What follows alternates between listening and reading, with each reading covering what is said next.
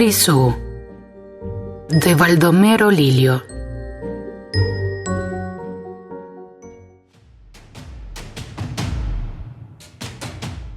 En el pique se había paralizado el movimiento.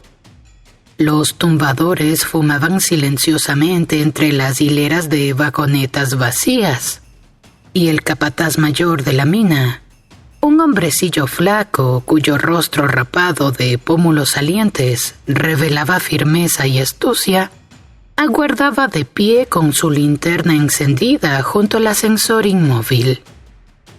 En lo alto el sol resplandecía en un cielo sin nubes, y una brisa ligera que soplaba de la costa traía en sus ondas invisibles las salobres emanaciones del océano. De improviso el ingeniero apareció en la puerta de entrada y se adelantó haciendo resonar bajo sus pies las metálicas planchas de la plataforma. Vestía un traje impermeable y llevaba en la diestra una linterna. Sin dignarse a contestar el tímido saludo del capataz, penetró en la jaula seguido por su subordinado, y un segundo después desaparecían calladamente en la oscura mina.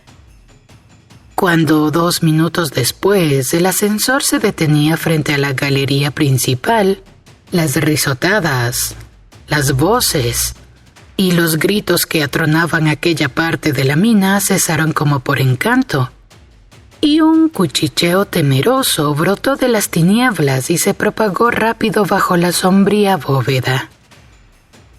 Mr. Davis, el ingeniero jefe, un tanto obeso, alto, fuerte, de rubicunda fisonomía en la que el whisky había estampado su sello característico, inspiraba a los mineros un temor y respeto casi supersticioso. Duro e inflexible, su trato con el obrero desconocía la piedad y en su orgullo de raza, consideraba la vida de aquellos seres como una cosa indigna de la atención de un gentleman, que rugía de cólera si su caballo o su perro eran víctimas de la más mínima omisión en los cuidados que demandaban sus preciosas existencias. Indignábale como una rebelión la más tímida protesta de esos pobres diablos, y su pasividad de bestias le parecía un deber cuyo olvido debía castigarse severamente.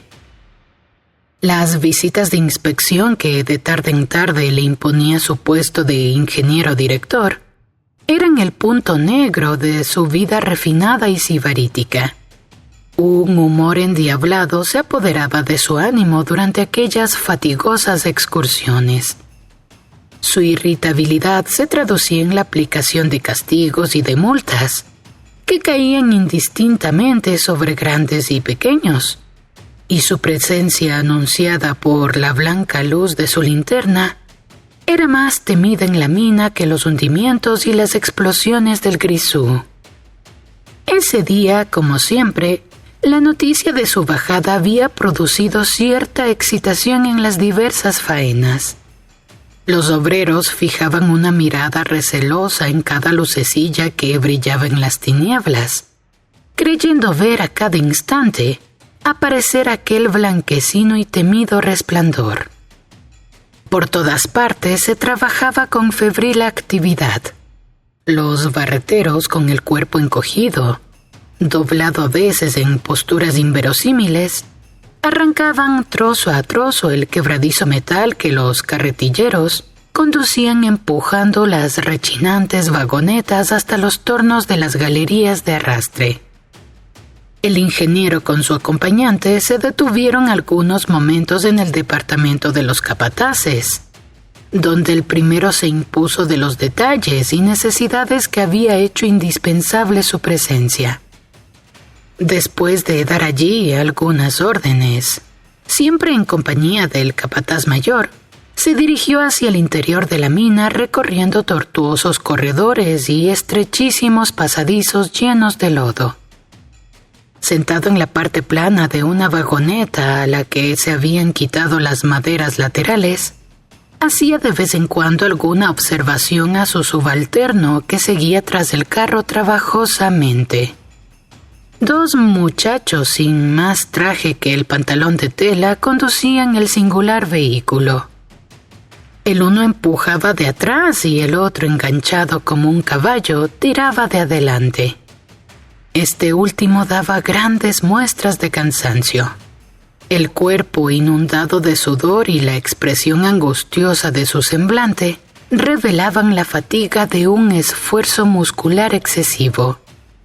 Su pecho henchíase y deprimíase como un fuelle a impulso de su agitada respiración, que se escapaba por la boca entreabierta, apresurada y anhelante. Una especie de arnés de cuero oprimía su busto desnudo, y de la faja que rodeaba su cintura partían dos cuerdas que se enganchaban a la parte delantera de la vagoneta. A la entrada de un pasadizo que conducía a las nuevas obras en explotación, el jefe, cuya atención estaba fija en los revestimientos, dio la voz de alto y, dirigiendo el foco de su linterna hacia arriba, comenzó a examinar las filtraciones de la roca, picando con una delgada varilla de hierro los maderos que sujetaban la techumbre. Algunas de esas vigas presentaban curvas amenazadoras, y la varilla penetraba en ellas como en una cosa blanda y esponjosa. El capataz, con mirada inquieta, contemplaba en silencio aquel examen, presintiendo una de aquellas tormentas que tan a menudo estallaban sobre su cabeza de subordinado humilde y rastrero hasta el servilismo. «Acércate, ven acá. ¿Cuánto tiempo hace que se efectuó este revestimiento?» «Hará un mes, señor», contestó el atribulado capataz. El ingeniero se volvió y dijo: «¿Un mes y los maderos ya están podridos? Eres un torpe que te deja sorprender por los apuntaladores que colocan madera blanda en sitios como este tan saturados de humedad. Vas a ocuparte en el acto de remediar este desperfecto antes de que te haga pagar caro tu negligencia». El azorado capataz retrocedió presuroso y desapareció en la oscuridad. Mr. Davis apoyó la punta de la vara en el desnudo torso del muchacho que tenía delante y el carro se movió, pero con lentitud, pues la pendiente hacía muy penoso el arrastre en aquel suelo blando y escurridizo. El de atrás ayudaba a su compañero con todas sus fuerzas. Mas de pronto las ruedas dejaron de girar y la vagoneta se detuvo.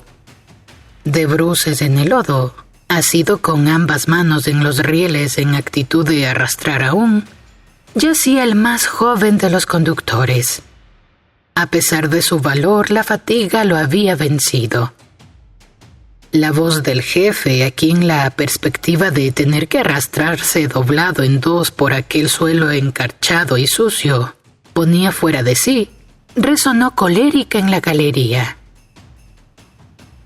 «¡Canalla Aragán!», gritó enfurecido, y la vara de hierro se alzó y cayó repetidas veces, produciendo un ruido sordo en aquel cuerpo inanimado. Al sentir los golpes, el caído se incorporó sobre las rodillas y, haciendo un esfuerzo, se puso de pie. Había en sus ojos una expresión de rabia, de dolor y desesperación. Con nervioso movimiento se despojó de sus arreos de bestia de tiro y se arrimó a la pared, donde quedó inmóvil. Mr. Davis, que le observaba con atención, descendió del carro y se le acercó con la varilla en alto diciendo: «¡Ah! ¿Con qué te resistes? ¡Espera!».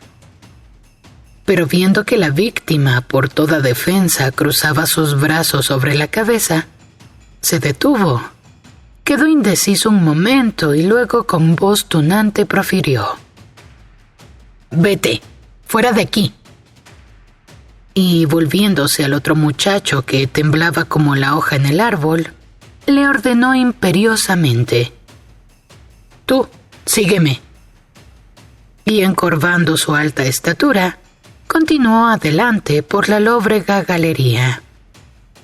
Después de despachar a toda prisa una cuadrilla de apuntaladores para que efectuasen en los revestimientos las reparaciones que tan duramente se le había ordenado, el capataz se dirigió a esperar a su jefe a una pequeña plazoleta que lindaba con las nuevas obras en explotación, quedándose espantado al verlo aparecer tras una larga espera, con la faz enrojecida, dando resoplidos de fatiga y salpicado de lodo de la cabeza a los pies. Fue tal su sorpresa que no dio un paso ni hizo un ademán para acercarse a su señor, quien, dejándose caer pesadamente en unos trozos de madera, empezó a sacudir su traje y a enjugar con su fino pañuelo el copioso sudor que le inundaba el rostro. El muchacho, que llegaba empujando el pequeño carro, le reveló en 2 palabras lo sucedido. El capataz oyó la noticia con inquietud, y dando a su fisonomía la expresión más consternada y trágica que supo, se acercó con ademán solícito a su superior. Pero éste, comprendiendo que aquel incidente resultaba ridículo para su orgullo, había recobrado el gesto soberbio de supremo desdén que le era habitual, y clavando en el semblante servil de su subordinado la mirada fría e implacable de sus grises pupilas, le preguntó con voz al parecer serena, pero en la que se transparentaba cierta sorda irritación: ¿Tiene parientes de ese muchacho? No, señor, respondió el interpelado. Solo tiene madre y 3 hermanos pequeños. El padre murió aplastado por un derrumbe cuando empezaron los trabajos del nuevo chiflón. Era un buen obrero, añadió, tratando de atenuar la falta del hijo con el mérito del padre. Bueno, vas a dar orden inmediata para que esa mujer y sus hijos dejen ahora mismo la habitación. No quiero holgazanes aquí. Terminó con amenazadora severidad. Su acento no admitía réplica y el capataz, doblando una rodilla en el húmedo suelo, tomó su libreta de apuntes y el lápiz y trazó en ella, a la luz de su linterna, algunos renglones. Mientras escribía, su imaginación se trasladó al cuarto de la viuda y de los huérfanos, y a pesar de que aquellos lanzamientos eran cosa frecuente y que, como ejecutor de la justicia inapelable del amo, la sensibilidad no era el punto vulnerable de su carácter, no pudo menos de experimentar cierta desazón por esa medida que iba a causar la ruina de aquel miserable hogar. Terminado el escrito, arrancó la hoja, y haciendo una señal al muchacho para que se acercara, se le entregó diciéndole: «Llévalo afuera al mayordomo de cuartos». Jefe y subalterno quedaron solos.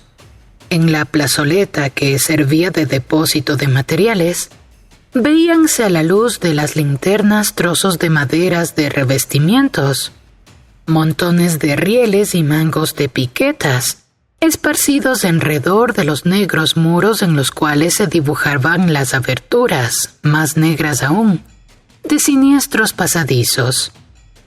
Un rumor sordo, como de rompientes lejanas, desembocaba por aquellos huecos en oleadas cortas e intermitentes. Chirridos de ruedas, voces humanas confusas, chasquidos secos y un redoble lento, imposible de localizar, llenaba la maciza bóveda de aquella honda caverna donde las tinieblas limitaban el círculo de luz a un pequeñísimo radio tras el cual sus masas compactas estaban siempre en acecho, prontas a avanzar o retroceder. De pronto, allá a la distancia, apareció una luz seguida luego por otra y otras hasta completar algunas decenas. Asemejábanse a pequeños globos rojos flotando en un mar de tinta y que subían y bajaban siguiendo la ondulada curva de un invisible oleaje. El capataz sacó su reloj y dijo, interrumpiendo el embarazoso silencio: son los barreteros de la media hoja que vienen a tratar de la cuestión de los rebajes. Ayer quedaron citados para este sitio. Y siguió dando minuciosos detalles sobre aquel asunto, detalles que su superior oía con manifiesto desagrado. Su entrecejo se fruncía y todo en él revelaba una impaciencia creciente. Y cuando el capataz repetía por segunda vez sus argumentos, es pues imposible aumentar los precios porque entonces el costo del carbón... Un ya lo sé áspero y seco le cortó la palabra bruscamente. El empleado echó una mirada a hurtadillas a su interruptor y una escéptica sonrisa invisible en la oscuridad plegó sus delgados labios al distinguir la larga hilera de lucecillas que se aproximaban. No era difícil adivinar que el negocio de aquellos pobres diablos de barreteros corría un gravísimo riesgo de convertirse en un desastre, y su convicción se afirmó viendo el torvo ceño del jefe y observando las huellas que la caminata por la galería había dejado en su persona y traje. Los pantalones en las rodillas ostentaban grandes placas de barro y sus manos, ordinariamente tan blancas y cuidadas, eran las de un carbonero. No cabía duda, había tropezado y caído más de una vez. Además, en su abollado sombrero veíanse manchas de hollín que el humo de las lámparas deposita en la techumbre de los túneles, lo que indicaba que su cabeza había comprobado prácticamente la solidez de aquellos revestimientos, que tan frágiles le habían parecido. Y a medida que avanzaba en aquel examen, una maligna alegría retratábase en el semblante finamente astuto del capataz. Sentíase vengado, siquiera en parte, de las humillaciones que por la índole de su empleo tenía diariamente que soportar. Las luces continuaban acercándose y se oía ya distintamente el rumor de las voces y el chapoteo de los pies en el lodo líquido. La cabeza de la columna desembocó en breve en la plazoleta, y todos aquellos hombres fueron alineándose silenciosamente frente al sitio ocupado por sus superiores. El hombre de las lámparas y el olor acre de sus cuerpos sudorosos impregnó bien pronto la atmósfera de un hedor nauseabundo y asfixiante. Y a pesar del considerable aumento de luz, las sombras persistían siempre, y en ellas se dibujaban las borrosas siluetas de los trabajadores, como masas confusas de perfiles indeterminados y vagos.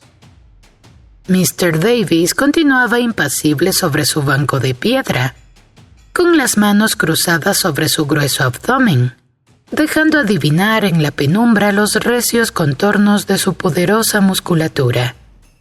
Un silencio sepulcral reinaba en la plazoleta, silencio que interrumpieron de pronto algunas toses de viejo, cascadas y huecas. «Vamos, ¿qué esperan? Que despachen pronto», exclamó el ingeniero dirigiéndose al capataz. Este levantó la linterna a la altura de su cabeza y proyectó el haz luminoso sobre el grupo del cual se destacó un hombre que avanzó, gorra en mano, y se detuvo a 3 pasos de distancia. Bajo la estatura de pecho hundido y puntiagudos hombros, su calva ennegrecida como su rostro sobre el que caían largos mechones de pelos grises, dábale un aspecto extrañamente risible y grotesco. Una ojeada significativa del capataz le dio ánimo y con voz un tanto tenebrosa planteó la cuestión que allí los había reunido. El asunto era por lo demás fácil y sencillo. Como la nueva veta solo alcanzaba un máximo de grueso de 60 centímetros, tenían que excavar 4 décimos más de arcilla para dar cabida a la vagoneta. Este trabajo suplementario era el más arduo de la faena, pues la tosca era muy consistente, y como la presencia del grisú no admitía el uso de explosivos, Había que ahondar el corte a golpes de piqueta, lo que demandaba fatiga y tiempo considerables. La pequeña alza de precio del cajón, fijándolo en 30 centavos, no era suficiente, pues aunque empezaban la tarea al amanecer y no abandonaban la cantera hasta entrada la noche, apenas alcanzaban a despachar 3 carretillas, y podían contarse con los dedos de la mano los que elevaban esa cifra a 4. Y después de hacer una pintura sobria de la miseria de los hogares y del hambre de la mujer y de los hijos, terminó diciendo que solo la esperanza de que los rebajes los resarcirían de sus penurias, como se les había prometido al contratárseles como barreteros del nuevo filón, había sostenido las fuerzas de él y sus camaradas durante aquella larga quincena. El ingeniero oyó aquella exposición de principio a fin, sin despegar los labios, encerrado en un mutismo amenazador que nada bueno presagiaba para los intereses de los solicitantes. Un silencio lúgubre siguió por algunos momentos, interrumpido por el leve chisporroteo de las lámparas y una que otra tos tenaz y recalcitrante. De pronto un estremecimiento recorrió el grupo. Los cuellos se estiraron y aguzáronse los oídos. Era la voz interrogadora del jefe que resonaba diciendo: ¿Cuánto quieren ustedes por el metro de rebajes? Aquella pregunta concreta y terminante no obtuvo respuesta. Un murmullo partió de las filas y algunas voces aisladas se escucharon, pero calláronse inmediatamente al oír de nuevo la voz imperiosa que con agrio tono repitió: ¿Qué hay? ¿Nada contestas? El viejo, que pasaba su gorra de una mano a otra con aire indeciso, interpelado así directamente, adelantó un paso y dijo con voz lenta e insegura, tratando de leer en el rostro velado de su interlocutor el efecto de sus palabras: Señor, lo justo sería que nos pagase por cada metro el precio de 4 carretillas de carbón, porque... No terminó.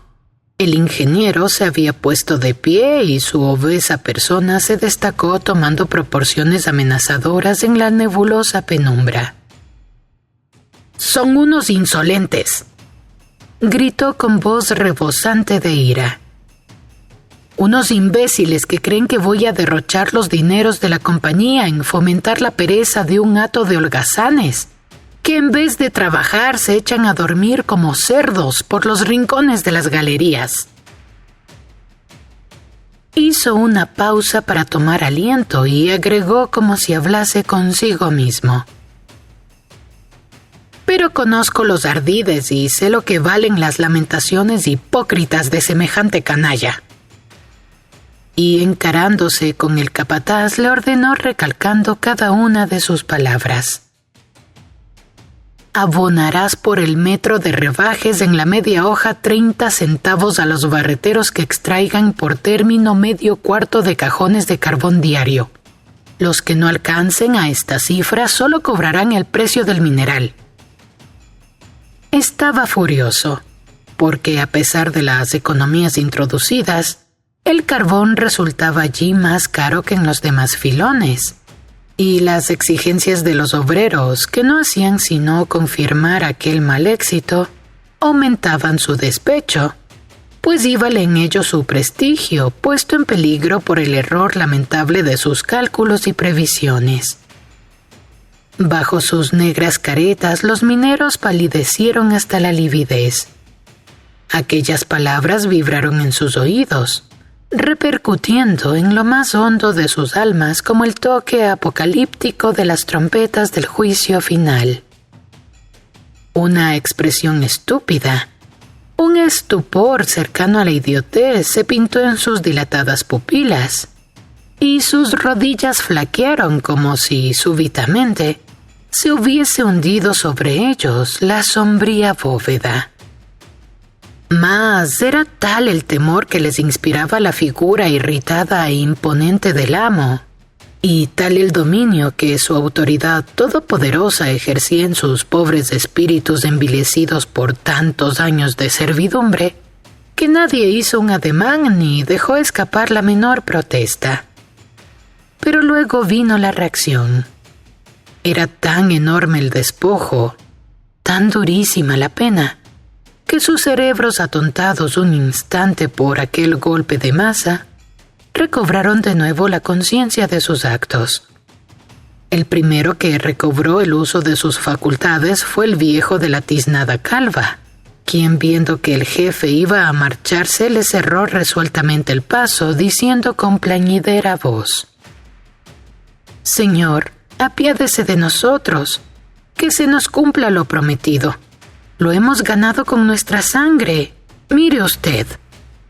Y arrancando de un tirón la manga de la blusa, mostró el brazo izquierdo envuelto en sucios vendajes que apartó con violencia, quedando al descubierto un profundo desgarrón que iba desde la clavícula hasta el antebrazo.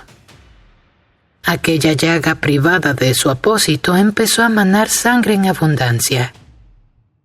«Señor», prosiguió, «ténganos lástima, se lo pedimos de rodillas». Pero el ingeniero no lo oía, ocupado en discutir con el capataz del camino más corto para llegar al nuevo túnel, destinado a unir las nuevas obras con las antiguas.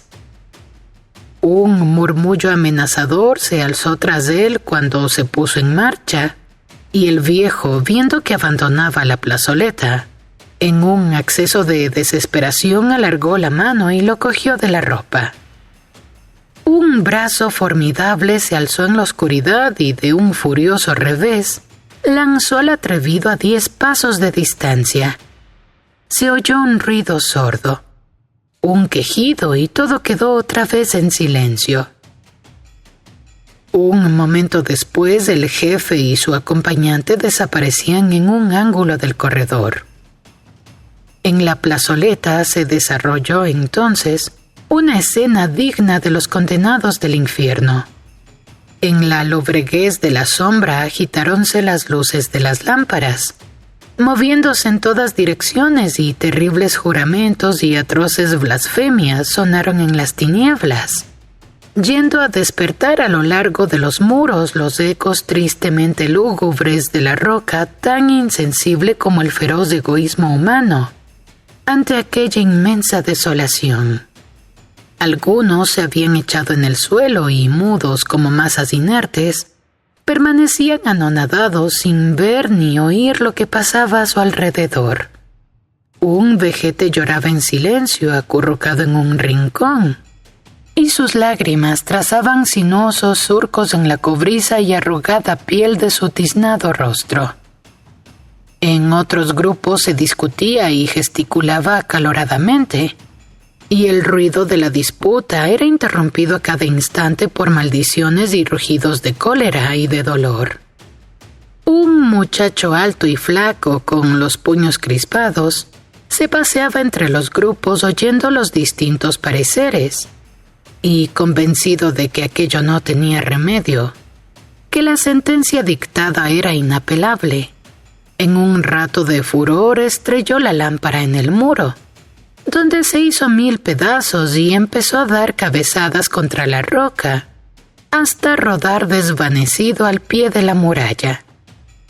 Poco a poco se fueron aquietando los ánimos, y un fornido mocetón exclamó en voz alta: «Yo no doy un piquetazo más, que todo se lo lleve el diablo». «Es muy fácil decir eso cuando no se tiene mujer ni hijos», le contestó alguien prontamente. «Si siquiera pudiéramos usar pólvora, maldito grisú», murmuró quejumbrosamente el de la calva. «Sería la misma cosa, compañero. En cuanto vieran que ganábamos un poco más, rebajarían los sueldos. Y la culpa la tienen ustedes, los jóvenes», afirmó un viejo. «Vaya, abuelo, ataje la recua que se le dispara. profirió el primero que había tomado la palabra. Sí, insistió el anciano. Ustedes y nadie más que ustedes tienen la culpa porque revientan trabajando y nos hacen reventar a todos. Si midiesen sus fuerzas no bajarían los precios y esta vida de perro sería menos dura. Es que no nos gusta mirarnos las manos cuando trabajamos. Tampoco las miraba yo y ya ves lo que me ha lucido. Hubo un instante de silencio y tras una breve pausa, la voz grave y melancólica del anciano resonó otra vez. También fui joven y como ustedes hice lo mismo. Me burlé de los viejos sin pensar que la juventud pasa tan ligero que cuando cae uno en ello, es ya un desperdicio, un trasto. Viejo soy, pero no hay que olvidar que todos van por ese camino, que la muerte nos arrea y el que se para tiene pena de la vida. Calláronse todos nuevamente, y el vejete que gemía en el rincón se levantó y con lánguido paso abandonó la plazoleta. Muy pronto los demás siguieron su ejemplo, y en la profundidad de la galería las vacilantes luces de las lámparas volvieron a sumergirse en aquellas ondas tenebrosas, que ahogaron en un instante su fugitivo y moribundo resplandor. En el nuevo túnel se habían interrumpido momentáneamente los trabajos de excavación, y solo había allí una cuadrilla de apuntaladores. 3 hombres y un muchacho. Ocupábanse 2 en acerar los maderos y los otros 2 los ajustaban en sus sitios. Estaban ya al final y solo unos cuantos metros los separaban del muro de roca que se perforaba. Un obrero y el muchacho se empeñaban en colocar un trozo de viga en posición vertical. El primero la sostenía mientras el segundo, con un pesado combo, golpeaba la parte superior. Viendo el poco éxito que obtenían, resolvieron quitarla para acortar su longitud, pero estaba encajada tan sólidamente que a pesar de sus esfuerzos no pudieron conseguirlo. Entonces pusiéronse a disputar con acritud, culpándose mutuamente de haber errado la medida del corte de aquel madero. Después de un agrio cambio de palabras se apartaron, sentándose para descansar en los trozos de roca esparcidos en el suelo. Uno de los que aceraban se acercó, examinó la viga y, viendo la señal de los golpes cerca de la techumbre, dijo dirigiéndose al muchacho: «Ten cuidado de golpear tan arriba. Una chispa, una sola y nos achicharramos todos en este infierno. Acércate, ven a ver», agregó agachándose al pie del muro. «Pon la mano aquí. ¿Qué sientes?» «Algo así como un vientecito que sopla». «No es viento, camarada. Es el grisú. Ayer tapamos con arcilla varias rendijas, pero esta se nos escapó. La galería debe estar llena del maldito gas». Y para cerciorarse levantó la lámpara de seguridad por encima de su cabeza. La luz se alargó creciendo considerablemente, visto lo cual por el obrero, bajó el brazo con rapidez. «¡Diablo!», dijo. «Hay aquí grisú para hacer saltar la mina entera». Aquel muchacho, cuya edad fluctuaba entre los 18 y 19 años, era conocido con el singular apodo de Viento Negro. Pendenciero y fanfarrón, de fuertes y recios miembros, abusaba de su vigor físico con los compañeros generalmente más débiles que él, por lo cual era muy poco estimado entre ellos. En su rostro picado de viruelas había una firmeza y resolución que contrastaba notablemente con los semblantes tímidos e inexpresivos de sus camaradas. El obrero y el muchacho fueron a proseguir su conversación sentados en una viga. «¿Ya ves?», decía el primero. «Estamos, vaya sea el caso, dentro del cañón de una escopeta, en el sitio en donde se pone la carga». y señalando delante de él la alta galería continuó. Al menor descuido, una chispa que salte o una lámpara que se rompa, el diablo tira del gatillo y sale el tiro. En cuanto a los que estamos aquí, haríamos sencillamente el papel de perdigones. Viento Negro no contestó. En lo alto del túnel vio brillar la luz de la linterna del ingeniero.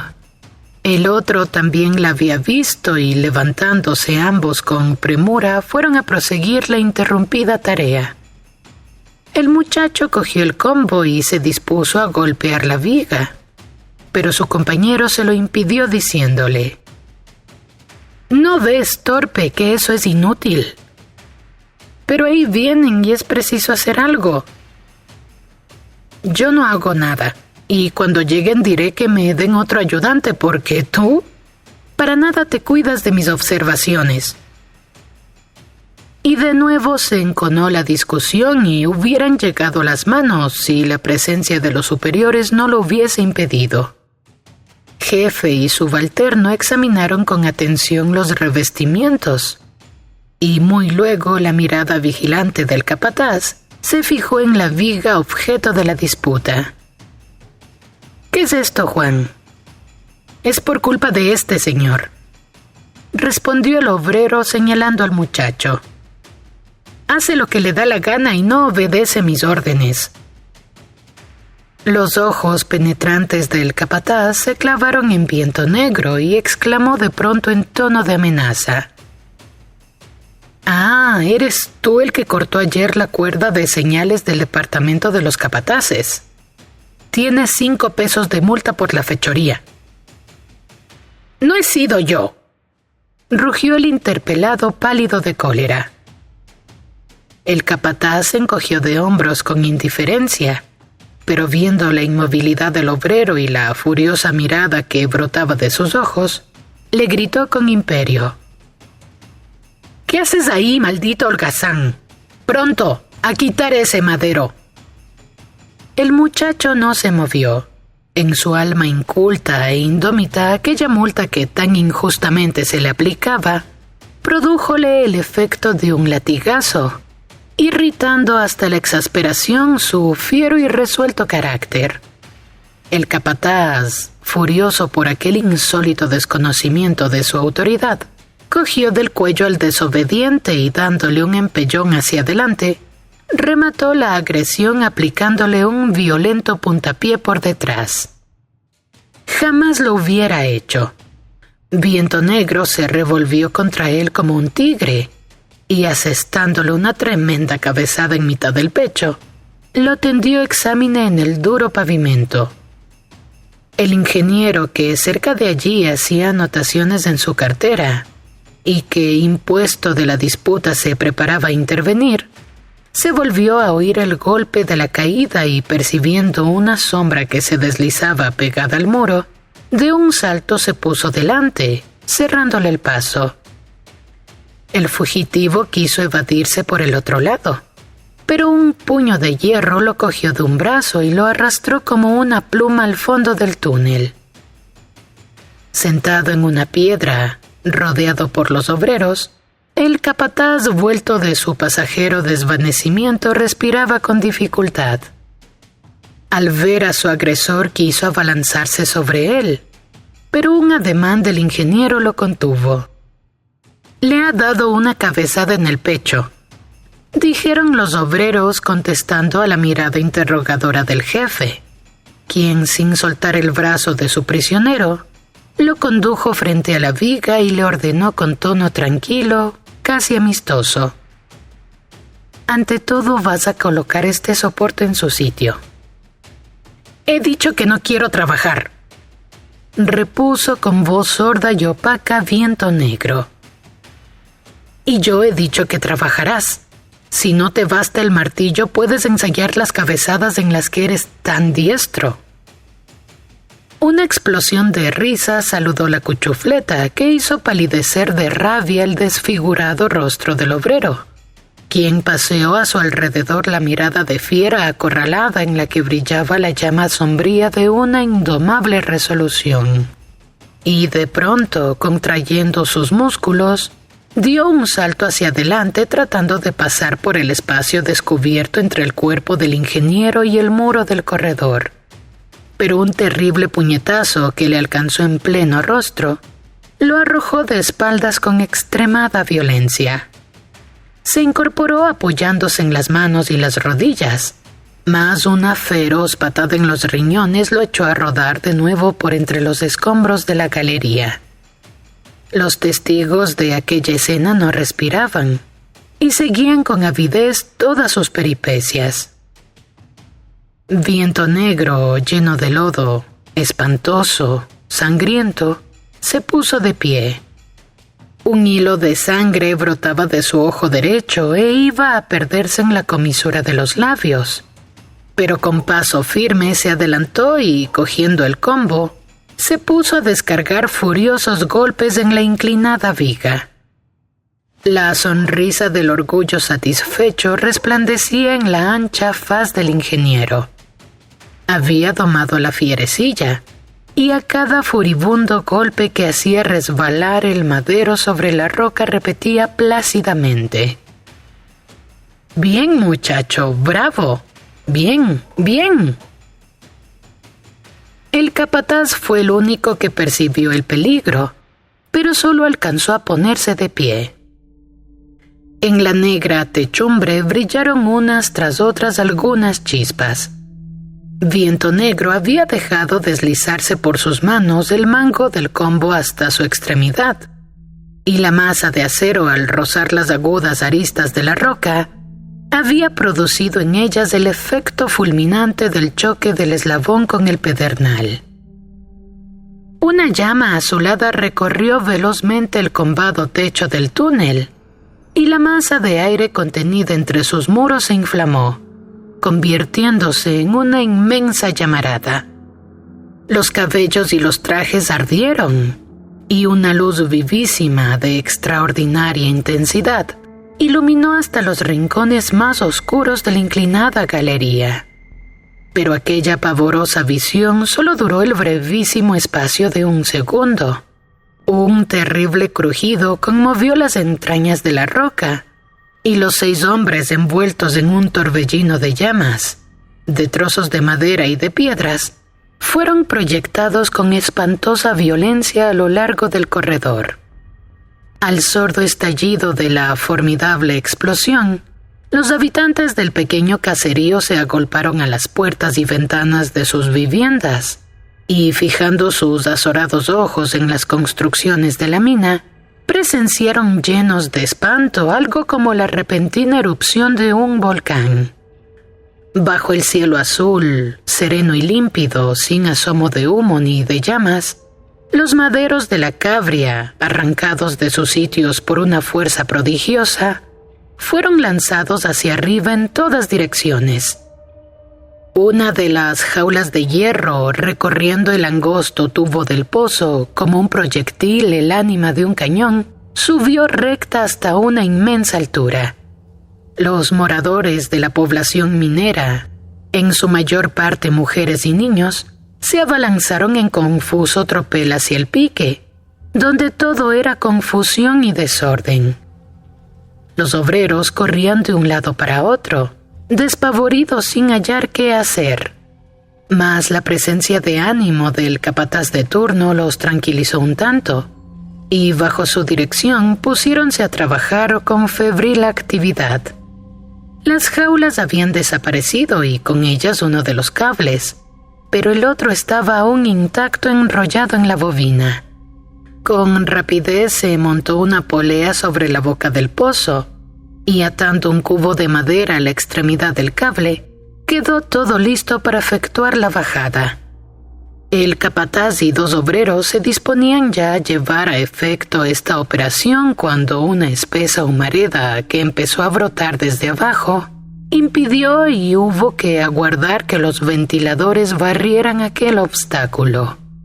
Entretanto, las mujeres enloquecidas habían invadido la plataforma, dificultando grandemente los trabajos de salvamento, y los obreros, para tener despejado el sitio de la maniobra, tenían que rechazarlas a empeñones y puñetazo limpio. Sus alaridos aturdían, impidiendo oír las voces de mando de capataces y maquinistas. Por fin el humo se disipó y el capataz y los obreros se colocaron dentro del cubo. Dióse la señal de bajada y desaparecieron en medio del más profundo silencio. Frente a la galería de entrada abandonaron la improvisada jaula y penetraron al interior. Una calma aterradora reinaba allí. No se veía un rayo de luz y todo estaba limpio de obstáculos. No había rastros de vagonetas ni de maderos. Las poleas, los cables, las cuerdas de señales, todo había sido barrido por la violencia del aire empujado por la explosión. Aquella soledad los sobrecogió y una angustia mortal oprimió sus corazones. ¿Habían muerto todos los compañeros? Pero de pronto aparecieron un gran número de luces y se encontraron rodeados por un compacto grupo de trabajadores. Al sentir la conmoción habían corrido presurosos hacia el punto de salida, mas al desembocar en la galería central, los había detenido el humo y el aire irrespirable que llenaba esa parte de la mina. Nada sabían de los obreros de la entrada del pique. Sin duda habían sido sepultados junto con los escombros en lo más hondo del pozo. Las opiniones estaban acordes en que la explosión se había producido en el nuevo túnel y que debían de haber perecido en ella la cuadrilla de apuntaladores, el ingeniero jefe y el capataz mayor de la mina. Un grito unánime resonó: «¡Vamos allá!» Y todos se pusieron en movimiento, pero la voz enérgica del capataz los detuvo. «Nadie se mueva», dijo con autoridad. «La galería está llena de viento negro. Lo primero es activar la ventilación. Ciérrense las compuertas de la segunda galería para que el aire del ventilador obre directamente sobre el túnel. Después veremos lo que hay que hacer». Mientras algunos se precipitaban a ejecutar aquellas órdenes, el barretero Tomás, un mocetón alto y robusto, se acercó y con tono resuelto dijo: «Yo iré allá, si hay quien me acompañe. Es cobardía abandonar así a los compañeros. Puede haber alguno vivo todavía». «Sí, sí, vamos», exclamaron una veintena de voces. El capataz trató de disuadirlos, diciéndoles que era correr inútilmente a una muerte casi segura, que hacía más de 2 horas que se había producido el estallido, y que por consiguiente los jefes y camaradas estaban sin duda alguna muertos y bien muertos. Pero viendo que no lo escuchaban, accedió para evitar mayores desgracias a lo propuesto por el obrero, quien después de una violenta disputa, pues todos querían ser de la partida, eligió 3 acompañantes con los cuales se puso inmediatamente en marcha. A la entrada del túnel, los 4 hombres se arrodillaron e hicieron la señal de la cruz y enseguida, unos tras otros, con las lámparas en alto, penetraron en la galería que por su elevación les permitía andar derecho sin encorvarse. Muy pronto sintieron latidos en las sienes y zumbidos en los oídos. A 100 metros el que iba a la cabeza sintió un golpe a sus espaldas. El obrero que lo seguía había caído. Sin pérdida de tiempo lo levantaron y lo arrastraron hacia afuera. Reemplazósele con presteza y el pequeño grupo volvió de nuevo a internarse en el corredor. Cuando les faltaba un centenar de metros para llegar al final, encontraron el primer cuerpo. Una ojeada les bastó para comprender que era imposible conservar a un resto de vida. Estaba hecho pedazos. Algunos pasos más y tropezaron con el segundo, luego con el tercero, el cuarto y el quinto. El último era el del capataz, a quien reconocieron por sus gruesos zapatos claveteados. Faltaba el ingeniero y, sin detenerse, siguieron avanzando. Pero de pronto, delante de ellos, se desprendió un grueso bloque que cayó con gran estruendo, levantando una nube de polvo. Hallábanse en el sitio de la explosión. El suelo estaba sembrado de escombros. Los revestimientos habían sido arrancados en gran parte, y la techumbre principiaba a ceder. Se detuvieron un instante indecisos, mas luego, pasando por encima del obstáculo, prosiguieron el avance, cautelosos, con el oído atento a los chasquidos precursores de los derrumbes y sintiendo a cada paso el golpe seco de algún desprendimiento. Caminaron así algunos metros cuando de improviso resonó un crujido. Tomás, que era el primero del grupo, recibió un golpe en un hombro que lo hizo vacilar sobre sus piernas. Se volvió lleno de angustia. Una espesa polvareda le impedía ver. Adelantó con precaución y sus dientes castañaron. Delante de él y cerrándole el paso había un montón de piedras de más de 1 metro de elevación y que abarcaba todo el ancho de la galería. De un salto cayó sobre aquel sepulcro y empezó a remover furiosamente los escombros, tarea que secundaron en breve los compañeros que llegaban. Pero después de grandes esfuerzos, solo encontraron 3 cadáveres. Mientras algunos recogían los muertos, los demás registraban los rincones en busca del ingeniero cuya extraña desaparición despertaba en sus espíritus supersticiosos la idea de que el diablo se lo había llevado en cuerpo y alma. De pronto alguien gritó con fuerza: «¡Aquí está!». Todos acudieron y alumbraron con sus lámparas. En un recodo de la galería, pegado al techo y en el eje destinado a sostener la polea del cable, en la extremidad que apuntaba al fondo del túnel, había un gran bulto suspendido. Aquella masa voluminosa que despedía un olor penetrante de carne quemada era el cuerpo del ingeniero jefe. La punta de la gruesa barra de hierro habíale penetrado en el vientre y sobresalía más de 1 metro por entre los hombros. Con la terrible violencia del choque, la barra se había torcido y costó gran trabajo sacarlo de allí. Retirado el cadáver, como las ropas convertidas en pavesas se deshacían al más ligero contacto, los obreros se despojaron de sus blusas y lo cubrieron con ellas piadosamente.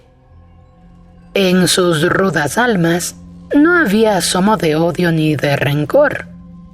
Puestos en marcha con la camilla sobre los hombros, respiraban con fatiga bajo el peso aplastador de aquel muerto que seguía gravitando sobre ellos, como una montaña en la cual la humanidad y los siglos habían amontonado soberbia, egoísmo y ferocidad.